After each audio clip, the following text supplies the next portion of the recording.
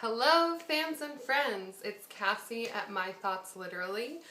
Today I have a discussion video for you. I'm very excited to film my first discussion video. So this was inspired by two things. The first thing is my Top 10 Tuesday post about Bookish confessions, link down below. And the second one is a post I read last week from Rebecca at the Library Canary, who was talking about book to movie adaptations, and I was saying how I actually prefer to watch the movie first because I kind of like the spoilers that you get in a movie. So today I want to explain myself a little further, give you a couple examples, and tell you why I like spoilers. I know, most people get super angry about it. If other people spoil things for them, they're horrified. It's the cardinal sin of blogging. Don't ruin a book for somebody. So I try really hard not to spoil things for people because I know most people don't like spoilers. I, on the other hand, love them. So I have for you 4 reasons why I like spoilers.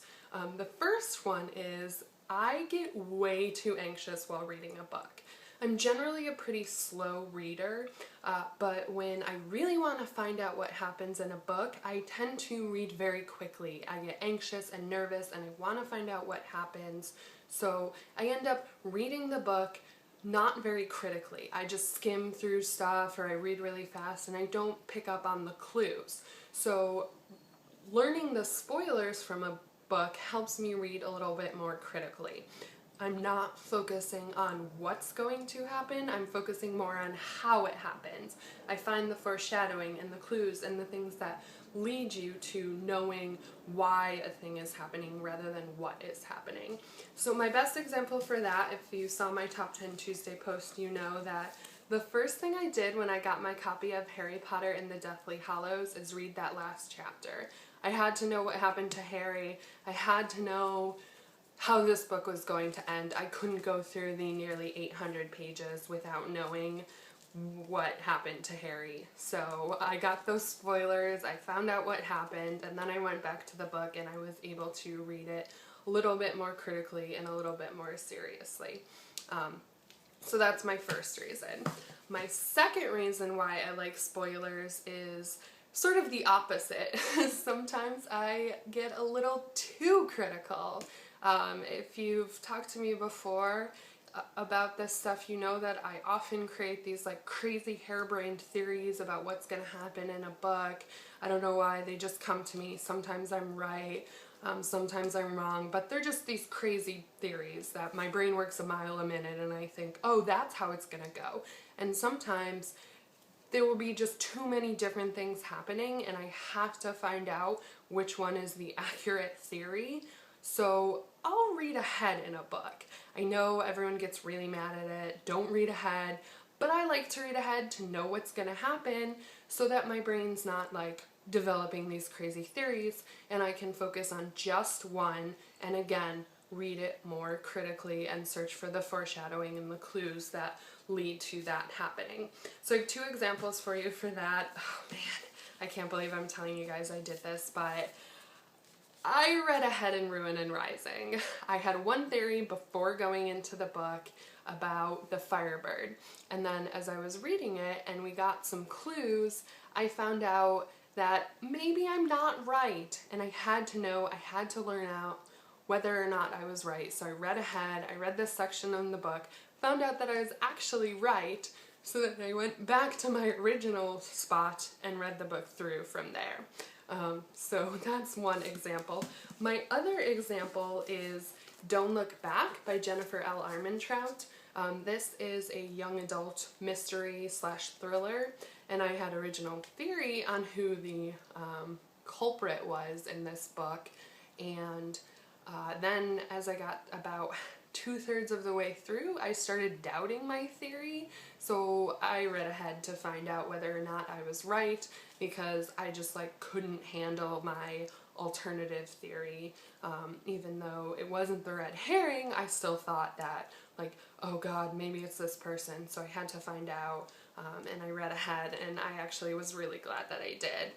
So that's another reason why I like spoilers, so I can make sure my harebrained theories are accurate and inaccurate, and then read a little bit more critically. The other reason that I like spoilers sort of goes with why I like movie adaptations better than books, and why I go see movies before I read the book. Because sometimes I like to stop reading a book midway through to decide if I'm going to DNF it. I'll watch the movie. So I did that for Revolutionary Road by Richard Yates. I actually have the movie tie-in for this book, which is funny. So I was reading this book and it was getting slow and boring, but I was like, I feel like I'm just gonna watch the movie. I'm just gonna stop reading the book and I'm gonna watch the movie, see what happens. If I like it, I'll go back.